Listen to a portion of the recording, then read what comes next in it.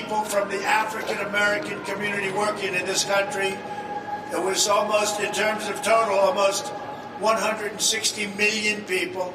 And African-Americans set a new record. Out of that 160 African-American, unemployment and employment was the best. They were the best numbers that we've ever had. That goes for many others. Also, Asian Americans, you know that. We set records with Asian Americans and Hispanic Americans.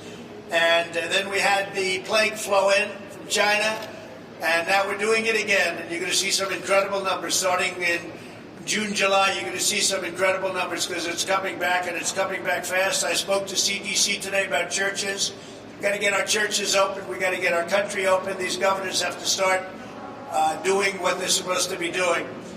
Together we passed also criminal justice reform, which is a big deal, and that's something that could not be passed without us. And I will tell you, I have a very good friend of mine. And when you come in from Cleveland, Yeah. well, to be here, I'm very impressed with you. My buddy is here. Thank you. Well, your buddy is here. I'll tell you that. My president. But we did pass criminal justice reform. You were one of my advisors. Yes, sir. And I Prison want to thank reform you. as well. Prison reform, a lot of things that nobody else would have done, and nobody else could have done. And the Democrats, I don't even know if they tried, but if they did, they couldn't get it done. So we got it done.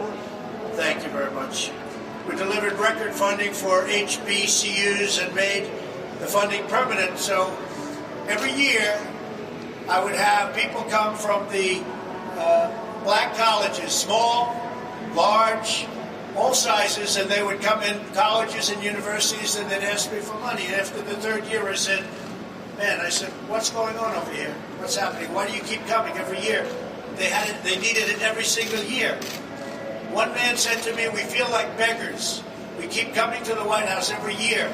I said, why don't we make it permanent or make it long term? And I got it approved. So now your historically black colleges and universities, small and large, great schools, they have long-term funding. They don't have. The only thing is, I said, some of them became friends of mine, the leaders of these colleges. I said, I won't be seeing you anymore. So, and they didn't mind that, actually, because now they can have a life of making their schools great and making their colleges great. But we did that, and I think most people don't even know about that. But every year, 3 years, I got to see the same people. And we'd come in, it'd be 36, 38, 40 in the Oval Office, would take a picture. I'd say, how come you keep coming back? And they said, because it's a year-to-year deal. I said, that's unbelievable for many years, year to year, so they have to come in and beg. He said, we feel like beggars. He said, not going to happen anymore. We got it done permanently. Pretty good, right? Will anybody write about it? No, that's okay. I think the people know. As long as the people know, Scott, you got to get the word out. My pastor has to get the word out. How are you? Nice to see you. We created nearly 9,000 opportunity zones, including 94 right here in Detroit. And we're opening and we're rebuilding and we're doing a job, and you can see the numbers start coming in. The projections came in yesterday. Larry Kudlow was telling me the projections are looking really good. So we built the greatest economy in the world, greatest economy in the history of the world, better than China by a lot. China had the worst year they had in 67 years before the virus came in. They were doing, look, I want everybody to do well. But we were doing better than anybody, and it wasn't even close. There wasn't anybody even close to us. And now I'm going to do it again. We had to shut it off. They came in, and we did the right thing. We would have lost millions of lives. We did the right thing, but now we're opening up again. And we're going to open our churches again. I think CDC is going to put something out very soon. I spoke to them today. I think they're going to put something out very soon. We've got to open our churches. People want to go in. I saw a scene today where people are trying to break into a church. To go into the church, not to break in and steal something, to break in, they want to be in their church. I said, you better put it out, and they're doing it, and they're going to be issuing something today or tomorrow on churches. We've got to get our churches open. So with that, I'd just like to thank everybody for being here, your friends, your great people, and supporters, but forget the word supporter, I don't care. I want to take care of everybody. And a man who's done an incredible job for me is Ben Carson. Ben, please say a few words.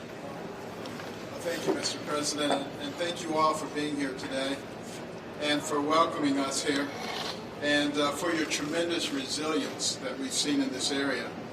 It's said that crisis reveals character, And the COVID-19 national emergency has revealed the indomitable spirit of the people of Michigan and the men and women of the automobile industry. As the Secretary of HUD, in conjunction with the President, have directed our department to do everything within our power to help the American workers and their families remain in their homes, prevent dislocation, and receive the critical services from the federal government. That includes allocating more than $12 billion under the CARES Act, which is, the CARES Act is the single biggest economic relief package in American history. And as a member of the White House Coronavirus Task Force, I've also had the privilege of working with some of our leaders, not only to respond to COVID-19, but to set America back on the path of reopening. And as we're seeing here at Ford today, the path to putting Americans back in business is already well underway, and we appreciate those efforts. As the President said, before this virus came along, we were humming along, making really records in terms of African American, Hispanic American, Asian American unemployment. Women, it's the best employment numbers in 71 years. This is really a historic period. And what we need to recognize is that the economic infrastructure that created that economic renaissance is still there. We have to make sure that it's not destroyed. And the way to do that, obviously, is to get people back to work again. That's why the emphasis is on that, while at the same time maintaining a strong emphasis on making sure that our people are healthy. And I think it's become part of the American DNA now.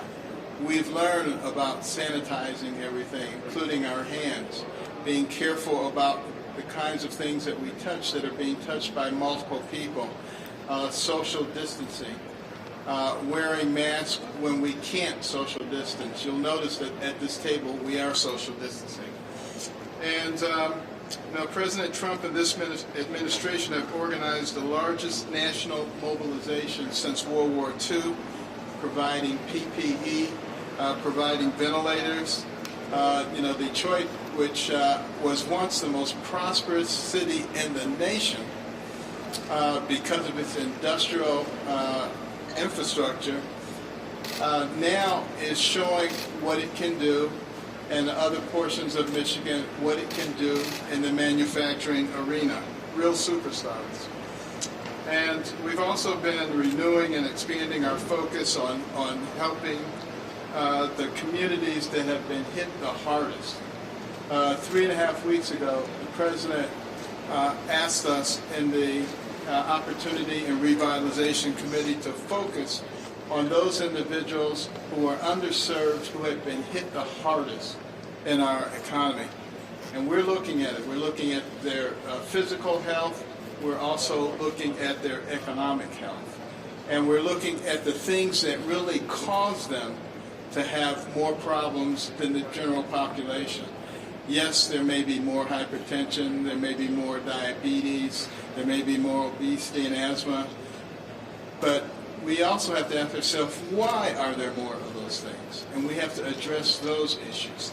And that's why all the different agencies in the government have combined to put together a kind of program that will address these things on a sustainable basis. And we need to just remember that we have to bridge the gap, because we have a very strong economy. We just have to bridge the gap until we get beyond this coronavirus. As the President mentioned, there's tremendous progress being made in terms of therapeutics, in terms of vaccines. And if there is a second wave, and it's not clear whether there will be, but if there is, believe me, we're going to be ready for it. But we're also going to be ready to recapture the spirit that created the most powerful and dynamic economy the world has ever known. It is just around the corner, and I believe that we're going to make it. And, we've learned that in times of plenty, the incredible blessings of the Lord are with us, and when times are not so good, we also know that this too will pass. We will learn from this, and we will be stronger than ever. Thank you very much, Ben. Appreciate it. a young man who has got a tremendous future. He's going to be a senator hopefully soon. He's representing a state that has already fallen in love with him. I saw him a few years ago. I watched him on television. I said, "Who is that guy?" And I found out his name was John James. And I said, he's going to be fantastic. And he ran a great race, and now he's running a race that's incredible. He loves the people. He wants to help the people. He's running for the United States Senate. Everybody knows that in this great state, Michigan. John, would you say a few words, please? Yes, Mr. President. And Mr. President, thank you for coming. Thank you. I'm tremendously honored to have the opportunity to speak on behalf of the state and communities who have extraordinary needs to the President of the United States of America. We're one of the hardest hit states for COVID, and now devastation has struck central Michigan, where more than 10,000 have been evacuated. Our hearts and minds and prayers are with them. Small businesses continue to need support. Our food banks have capacity needs, and shelters need funds, which is why we've repurposed our campaign funds in large part, giving back a nickel for every dollar we raise to help feed the hungry, to help clothe the naked, to help heal the sick and take care of our veterans. Recently, we've given $200,000 to a medical facility in Detroit, in-person testing Detroiters in the toughest hit area in the country, and working with my friend, Representative Whitsett, distributing hundreds of thousands of meals. I'm not going to steal her thunder. She's doing great work at our logistics company, an automotive company headquartered in Detroit. We were able to help her there. We actually process and ship material made in this plant, sir, and we sell them abroad. We keep American jobs here by making people buy our American goods. We ship American goods, not American jobs. So I've said for a long time, sir, you don't need to go to Venezuela to see the effects of socialism. You can ride right down the highway in Detroit. And I recently penned an op-ed in Michigan Chronicle about how 40% of Michigan COVID deaths were African Americans. And when you look at the 14% of us that's made up, it gets to Secretary Carson, Dr. Carson's comment about having a more sustainable path. Mr. President, I believe and agree with you that the 21st century prosperity agenda that focuses on economic security, health and wellness, and having leaders with personal stake in addressing generational poverty among blacks in Michigan and around the country is something that you agree with and you've set your mind to, because as we all know, both natural and man-made disasters always have a way of unmasking generations of disinvestment and exploitation of African Americans. I think that a great start is something that you've already done, Mr. President. This is the Motor City. This is the arsenal of democracy. And when called upon, Michigan Detroiters stood up. We're making ventilators right past this pipe and Drake because you called, the president called, the nation called, and Michigan stood up. I believe that you know us for cars and trucks. I think in the future you can know us for planes and rockets. Mr. President, you're moving jobs back from overseas. You're moving chip manufacturers to Arizona. You're bringing pharmaceutical manufacturers to Virginia. I think we have an opportunity to bring aerospace and rockets back to Michigan. You signed an order, Mr. President, Executive Order 13806, way back before this crisis came, assessing and strengthening the manufacturing and defense industrial base and supply chain resiliency of the United States. You know when you signed that, Mr. President? You signed that in July 2017. I don't think that you've been president at that time for, 8 months at that point, or 7 months at that point? And you were already thinking about our supply chain and sustainability and repatriation of jobs and our economic strength. I want to thank you for that foresight, Mr. President. I think we can build on that by expanding the National Emergency Declaration to encompass the economic threat of our national security, our economic health. I think that Michigan, once again, can stand up when called by its president and looking at additional opportunities for F-35 and looking at launch initiatives with Oscoda Wordsworth for space and polar orbit, but also TACOM expansion. Sir, we have the workforce here, but we need data. We need training, and we need jobs. In order to emerge from this with a more sustainable path that Dr. Carson laid out, and like you have been laying out for the better part of the past 4 years, Mr. President, things made here are better, and I trust the people of the state of Michigan and the United States of America. So I'm looking forward to working with you and anybody else who wants to protect American jobs and protect American health. So thank you for being here, Mr. President. Well, thank you, John. You're doing a fantastic job. I'm getting all sorts of reports, glowing reports, and if you do come to Washington, you have my ear, and your gentleman that you're opposing, I'll tell you, nobody even knows who he is. Nobody knows who he is. Nobody ever heard of him, and he's a senator. So go out and do the job, finish the job, and You're going to bring a lot of wealth back to this state because it deserves it. Okay? Thank you very much, Sean. Thank you, Mr. Really great job. I want to just call out J. Ron Smith. He's been here with me like from the beginning. We never call him out. He works so hard. I say, I want to call him out. He doesn't want to be. I don't know. He's not a shy man, but he's a very capable man. And you've been right from the beginning, and I want to thank you. If you'd like to say something, you can. He never wants to bother, but this is one tough, smart cookie. Go ahead, J-Ron. Well, I'll say, first of all, Mr. President, thank you so much for your leadership. A lot of the challenges that are in the African-American community are historic in nature. Of course, the COVID pandemic has shined a bright light on some of those historic disparities, whether it's access to capital or if it's access to health care or the environments that people grow up in. What we've established through the White House Opportunity Revitalization Council that you set up 2 years ago, set off to take upon that challenge, to change it.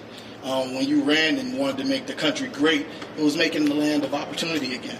Opportunity for all Americans, whether you're African American in Detroit or you're from Appalachia, or a Hispanic American living in San Antonio. Everyone should be get a chance to be a part of the American dream.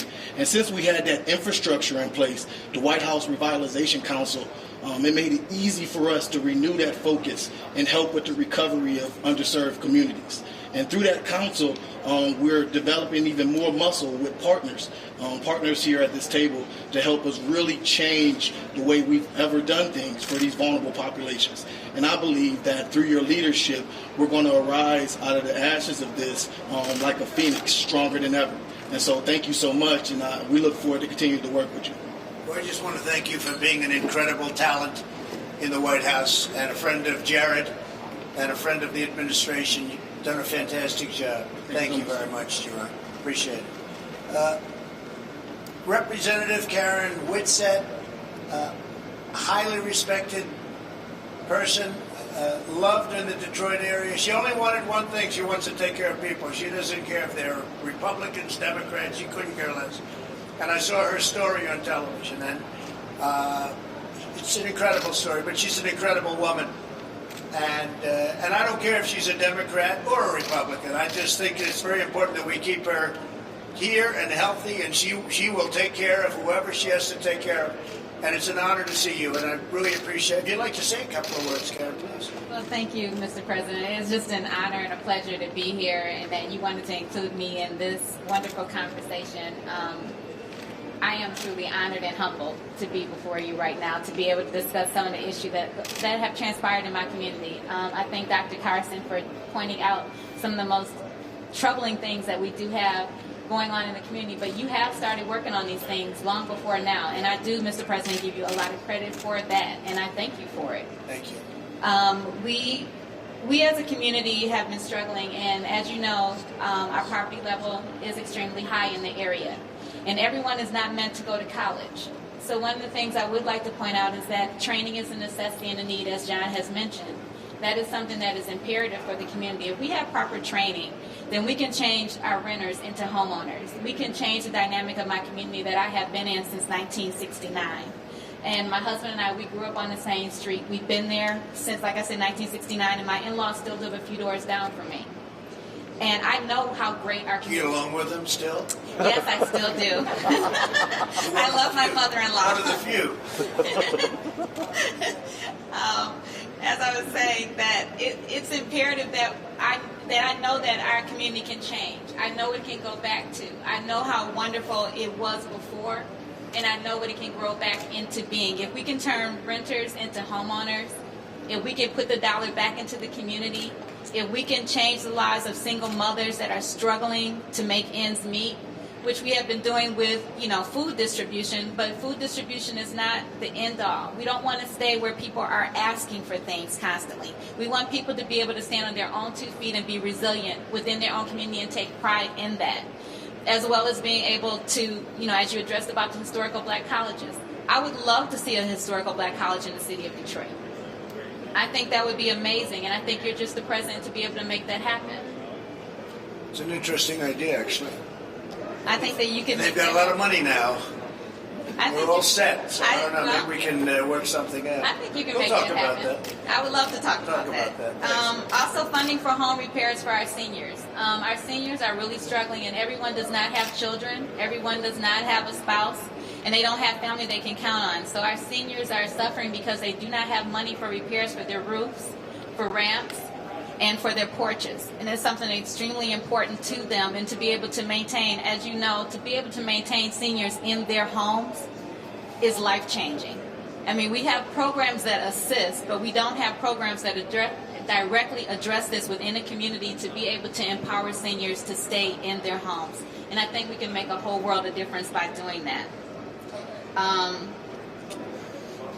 And you've considered everything else that I wanted to talk about. No, but I think your idea about historically black colleges, universities coming here, one real good one, Yes. I think it's a great idea. Thank you. With all you said, that really, I remember everything you said word for word, but you know what? That was an idea I hadn't heard of. I don't know if anyone's ever thought of that, but John, you want to start working on that, please? Absolutely. Isn't that a good idea? That's a great idea, and I have Okay, a couple so- ideas exactly where to put it, Karen. I don't know. That might have been a filler for you. It might have been just a filler, but it wasn't a filler up here. No, it's not. That's It's not a great. filler. It's not a We're going to have filler. John James work on it. If John works on it, I'll bet you it happens. Oh, I okay? know it'll happen. I mean, John James is the man to make that happen. We've been working really great together, and Good. I'm looking forward to continue Good. working with you and the White House to Good. be able to continue. And Jerron has been awesome to work with. So Say I hello thank to you. Say hello to your husband. I will. He's actually in the car. Oh, he's in the car. Can we bring him in, please?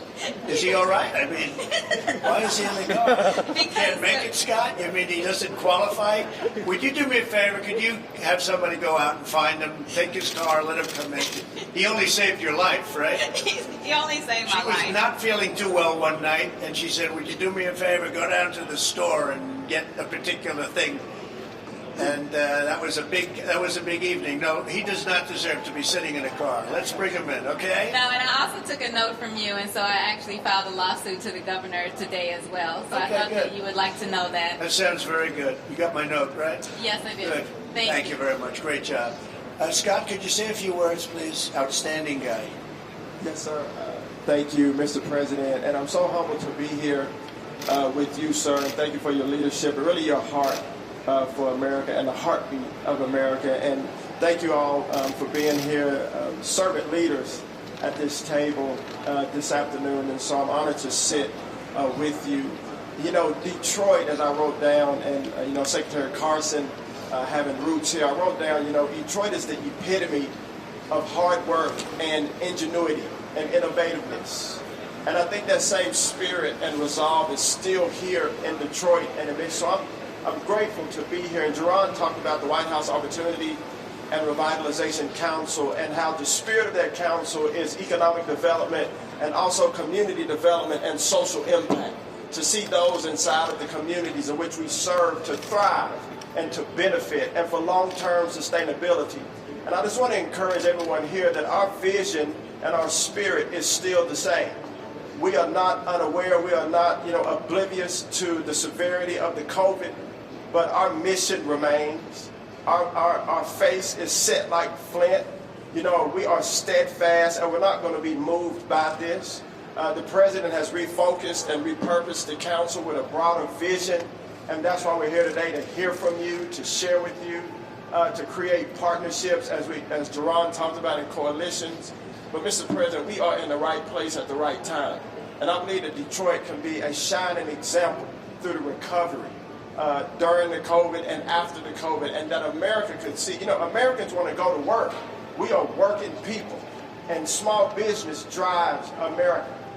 And we're in a great place today, you know, and to not just to take the tour, but to have a meeting, but a great example of what hard work can do in this country, and career and technical center. You know, education is not a one-size-fit-all, Representative. And so career and technical centers and HBCUs and you know, educating our young people for generations to come is so important to us, and that's why we're here. Because long after all of us are gone, what we talk about here today and beyond today will affect those that come behind us. And that's my heart for being here. So when those that come behind us will benefit from what we do today. And we are about outcomes in this administration and results for all Americans, because that's our team, the United States of America. So, Mr. President, thank you. Thank you very much. For bringing my really, it's just a great honor to serve. And thanks for doing a great job. Really doing a great job. So a man called me and he said, you got to open the churches. You got to open them. And he's somebody I respect a lot. And I watched him defending me a long time ago, long before I even did this. And he was so tough. He was so brutal. The last thing I thought he was a pastor. And then I found out he was a pastor. And he's a great pastor, and he's loved in his community. And I'd like to ask my friend, Pastor Darrell Scott, to say a few words. You are terrific. Thank you, Mr. President. Listen, we are attempting to navigate. When I say we, I'm speaking of you as our leader in this administration. We're attempting to navigate our way through uncharted waters right now. We are going through a crisis that is unprecedented in modern history.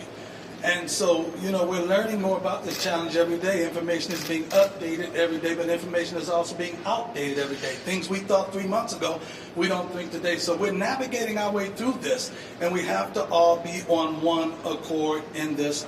I thank you, Mr. President, for your bold leadership. I really believe that the effects of this pandemic would have been much more severe if it had not been for measures that you enacted and that this administration has enacted in conjunction with the state governments to try to contain and curtail the spread as much as possible. This president has pledged to give assistance to underserved communities that are impacted by this COVID-19 virus. He has pledged to give us assistance in those areas, which will actually coincide with the president's already existing initiatives in the urban communities throughout this country. This assistance that he provides regarding this COVID-19 virus will be another layer. It will add another layer to the president's already existing urban revitalization efforts. This president is providing PPP loans that are focused in and on minority and urban and underserved and disadvantaged and distressed communities. You've already stated how you're providing unprecedented funding for HBCUs. He's provided billions for entities that are staples in the black community, child care centers, and so they can remain open during this time. You're also providing underserved communities with testing and health care resources so that no one is reached or no one is denied access to vital equipment and vital testing. You've committed to discovering and addressing the reasons why some communities, particularly the black community, seems to be affected more so than others. And you're making sure that the federal government is also going to cover health costs for those that are uninsured or underinsured. We thank you for this. Our country has been placed on pause, but pause has not stopped. We've been on pause, but we're about to press go and get back going again. I said it before unashamedly, and I'll say it again. This president has been, I've lived under 12 presidential administrations. I was born during Eisenhower's administration. This president has been the most pro-black president in my lifetime. But when I say pro, I'm saying it pro in the sense of being proactive. He's been proactive rather than reactive to issues concerning minority, underserved, and disadvantaged communities than any other president in my lifetime. I really believe history is going to be kinder to you, Mr. President, than fake news media is today. Can't be any worse. Thank you. And you tried to initiate action to restrict travel from other countries. And, we're seeing that you were a visionary in that area. And I know you're doing your very best. I know you have the heart of this country in your heart. And I know you're doing your very best to preserve this great union. As far as I'm concerned, myself, my business partner, Kareem Lanier, and the company that we have raised $1 billion in liquidity to help provide PPP loans to businesses that are in need of, in conjunction with the CARES Act. And I thank you that you've directed the White House Opportunity and Revitalization Council. You couldn't think of anyone more capable than Dr. Carson and Scott Turner here to engage with and focus on our communities that have been impacted by this. And they have been interacting with a number of coalitions. They're doing a great job. So we thank you, and Mr. President, we have your back. Thank you, Darryl. Because we know you have our back as well. I do. So God bless you. Thank you very much, Darryl. Now, I'm going to be making a tour of the factory with the head of Ford and some other people, and I'd love you all to join me if you could. Would anyone like to say anything? Yes, please. Hi. I'm Dr. Audrey Gregory. I am a nurse, and I'm also the Chief Executive Officer of Detroit Medical Center. Yes. So when we talk about the impact of COVID-19, I lived it, I staffed it, and we went through it together. From the beginning of the pandemic, we've always had the focus of making sure that our patients were cared for and our staff were cared for. And so we began rapid testing and talking about partnership. We were able to do this with Wayne State University.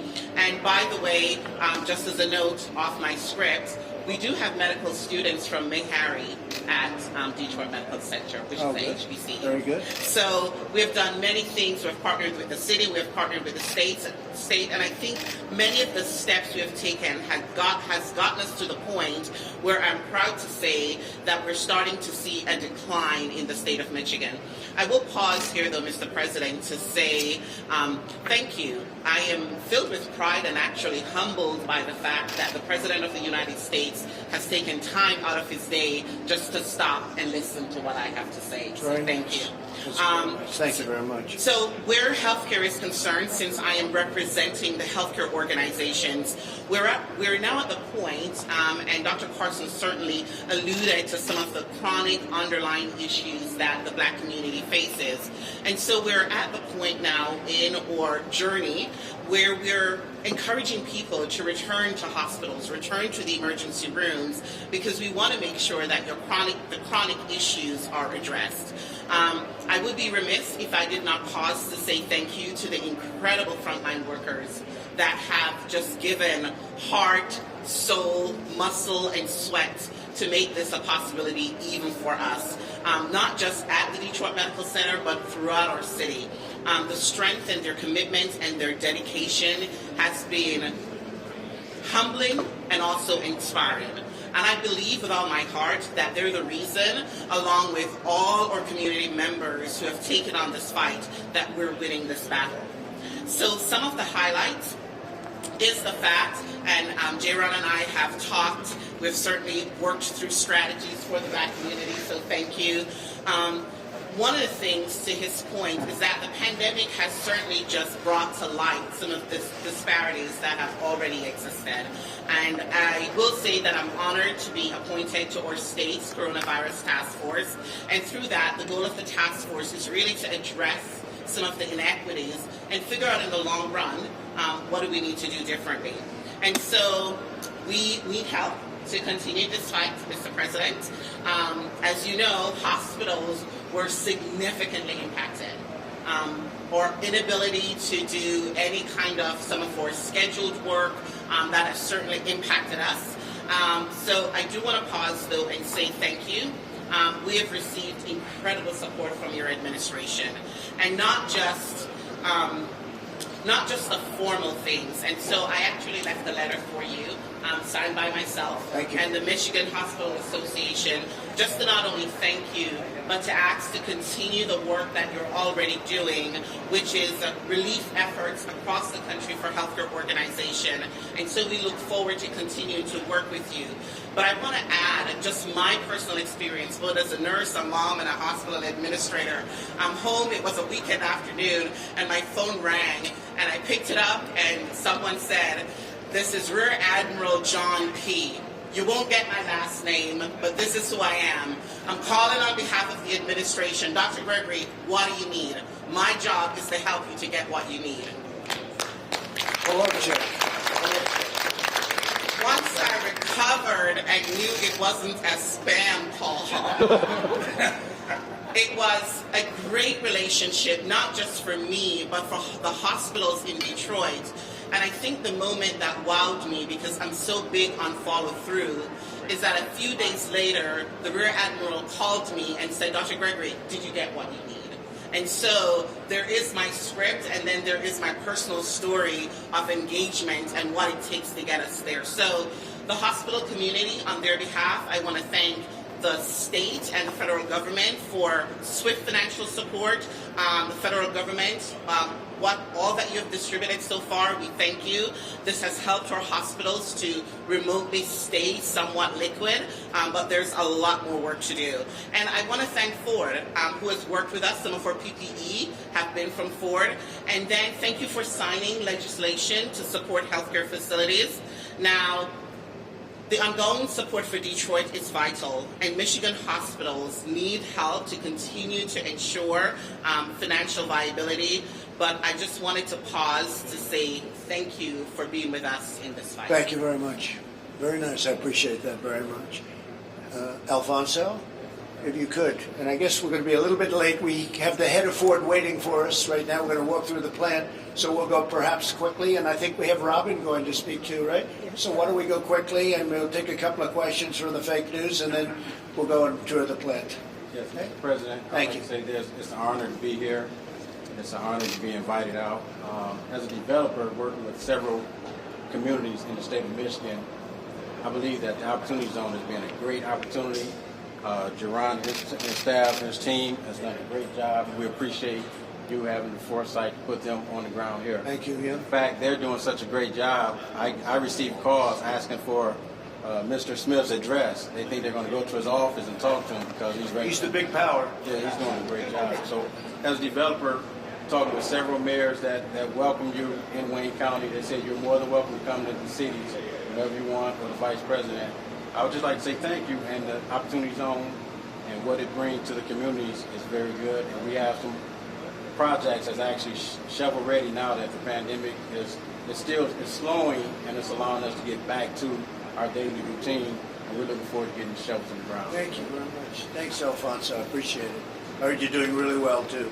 That's great. Robin? Hello. Hi, Mr. President. How are you? Such an honor to meet you. Thank you. My honor. Thank you so much. I want to first tell you thank you so much. I am a COVID-19 survivor, and I got diagnosed probably about a month and a half ago as positive.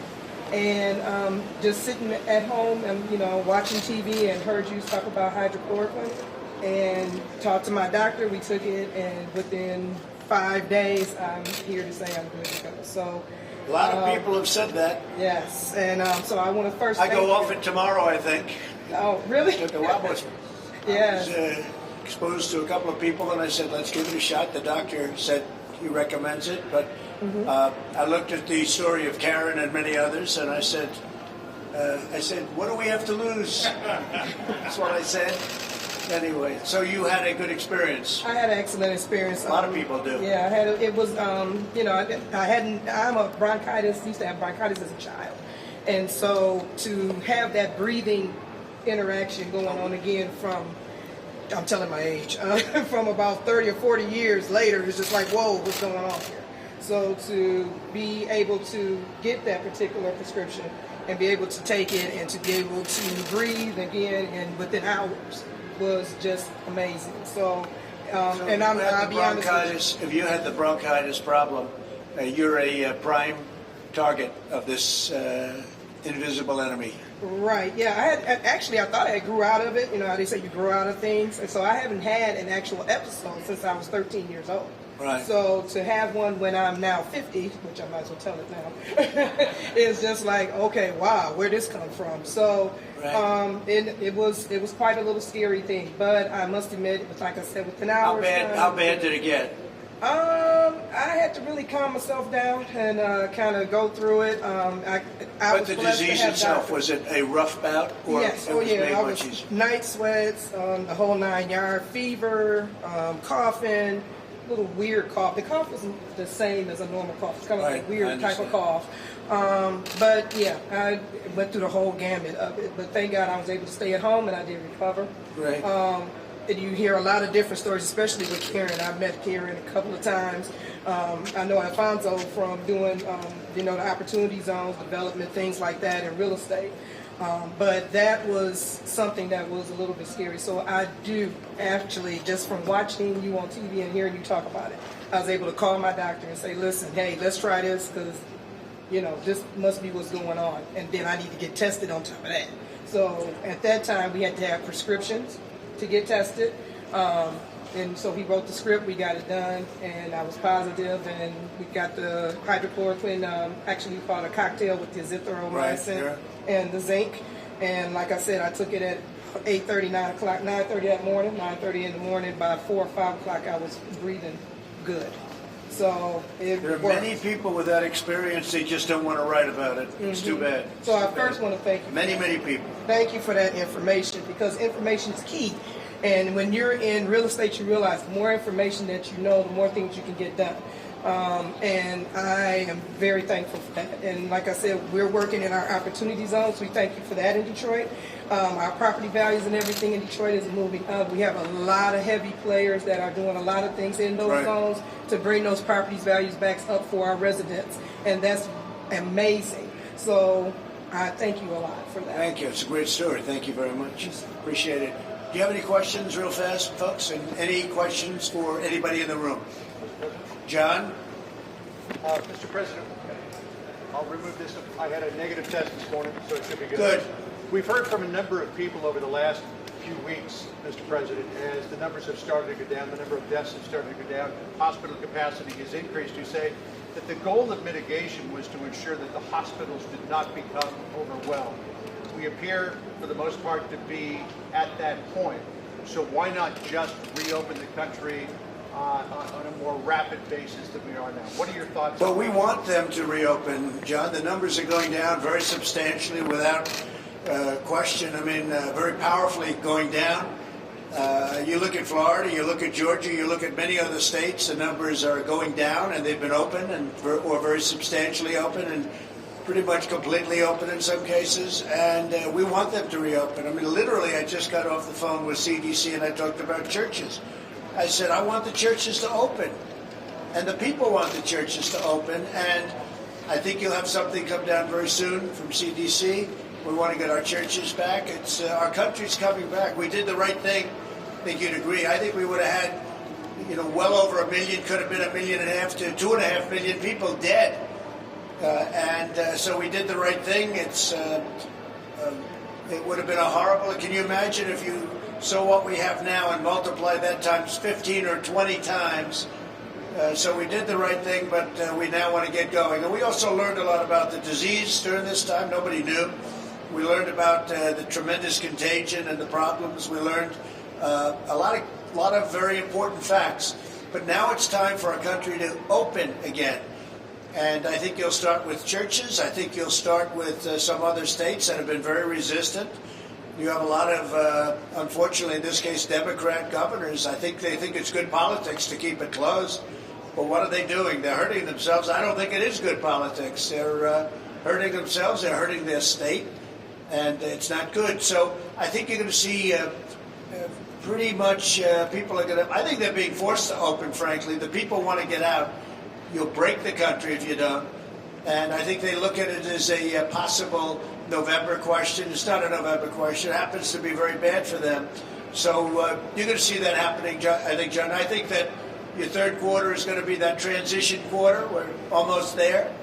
It's going to be the transition quarter, and it's going to be really good. But the fourth quarter is going to be big, and next year is going to be a big year for this country. How close are we to, in your words, breaking the country unless we start the reopening process more quickly? Well, I think we're very close to opening up the rest. I think there's a lot of pressure put on certain governors that should be further along.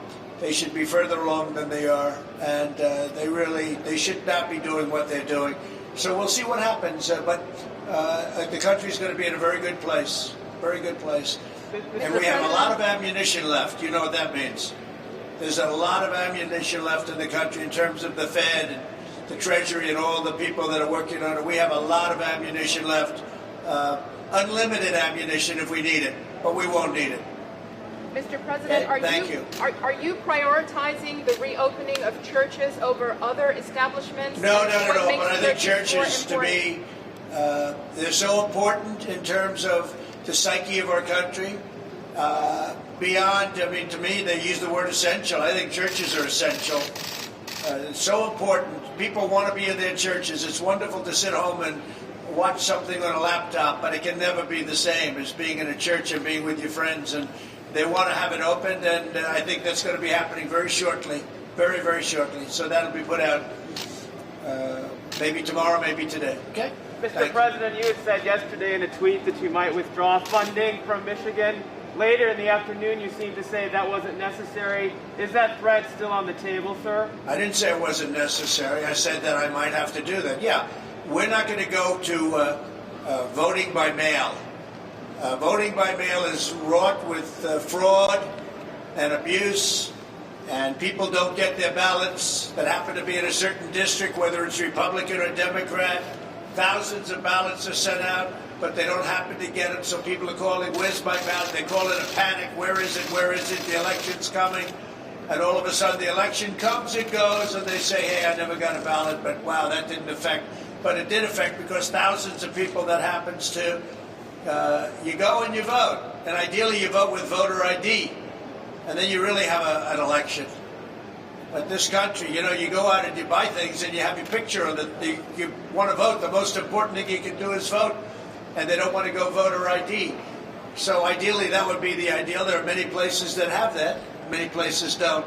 But no, we don't want to have vote by mail. We want people to vote. Now, if you're president of the United States and if you vote in Florida and you can't be there, you should be able to send in a ballot. If you're not well, you're feeling terrible, you're sick, you have a reasonable excuse, just a reasonable excuse, you should be able to vote by mail-in. You vote by mail-in. But when they send, in the case of Nevada, where they want to send out thousands and thousands of ballots, and then they're going to send them back. Who knows who signed the ballot? Is anybody standing there acknowledging, oh, that was Mr. Smith? That was Pastor Darrell Scott. That was Scott Turner. That was John James, the great John James, who better win. Because you would be missing something, Michigan, if you don't vote for this guy. But, you know, who are these people that are voting? They get it, it comes by mail, maybe it doesn't come. A lot of the problem is they're not shipped to certain areas. You know, if you have an all-Democrat area, now I have to tell you, the abuse tended to be on a certain side rather than another side. We won't get into that. And frankly, the Republicans won a very big event on Tuesday where we have a man named Mike Garcia as a congressman in a Democrat area. It was not expected to happen, and he won by a lot of votes. You know about that, John. That was a big decision. That was an incredible victory. The first time in 22 years. 22. So something's happening. But that was a vote by mail. They mailed it in, and actually the Democrats saw they were losing, and all of a sudden they threw voter booths up in certain Democrat areas. I wouldn't say that was so good, right? But it didn't have much of an impact. So Mike Garcia won, and we won in Wisconsin. But we can't do that. To vote, to really vote, and without fraud, you have to go and you have to vote at the polling place. People have to check you in. Go ahead, John. So can you just clarify, sir, what federal funding you're considering removing from Michigan? Oh, I'm not going to discuss that. There are so many forms of funding, and we're not going to discuss that. What we want is we want good, straight, honest voting. Okay? Honest voting. And by the way, if that could be honest, which obviously it can't be, you get a ballot, you're sitting in your bedroom signing it. Who knows who's signing it? Who knows that it ever gets to your house? Who knows that they don't pirate? You know, they pirate these applications. They print new voting forms, and then they send them around. People sign them, or one person signs them with different pens and a different signature every time. It's obviously there's going to be fraud. We're not babies. There's tremendous fraud. You have all of the harvesting. You have all of the things. They walk in at the end of a race. We had a lot of them in California. They walk in, Ben, at the end of a race, and they dump thousands. You think the race is over. You think somebody won, and then all of a sudden, out of blue, come thousands of votes at the very end. Oh, what happened? Harvesting. Wonderful thing, harvesting. They just happened to find thousands of ballots just at the end. So somebody that thought he or she was going to win the race all of a sudden gets clipped. We can't have that. John, go ahead. Mr. President, in the midst of this coronavirus crisis, the Chinese government is considering a new national security law that would give it the authority to clamp down to a greater degree on Hong Kong. Do you have a message for the Chinese government about changing the relationship with Hong Kong? Well, we'll have to see what happens. I haven't seen it yet. I've gotten a little briefing, but I'll have a statement to make at the appropriate time. Okay? Hong Kong's been through a lot. Mr. President, we've seen this historic flooding. We've seen this historic flooding here in Michigan, and we have seen forecasts that we could see a really severe hurricane season. Is FEMA and the federal government prepared to meet the needs of some of these potential disasters? You're saying FEMA and the federal government? Yeah, they're here right now. FEMA's here right now. They did a fantastic job on the coronavirus, a fantastic job in Michigan. They did a fantastic job everywhere, frankly. You know, you have ventilators. You're going to see them now because this is one of the plants where we make thousands of ventilators. But FEMA was involved, and we also have you know that the Army Corps of Engineers at the highest level is right now in Michigan working on the fact that you had some dams breaking that shouldn't have broken, and they were probably maybe not maintained properly. Something happened to them. Could have been human error from what I understand, but it was certainly a physical error too. They were old. But you have the best in the world to fix them and to get that water stopped. And we have FEMA here, and we have the Army Corps of Engineers here. They'll be able to take care of it. Let's go take a tour, and you're all invited to join me if you want. And we'll take a look at a great assembly line making ventilators. Thank you. Thank you.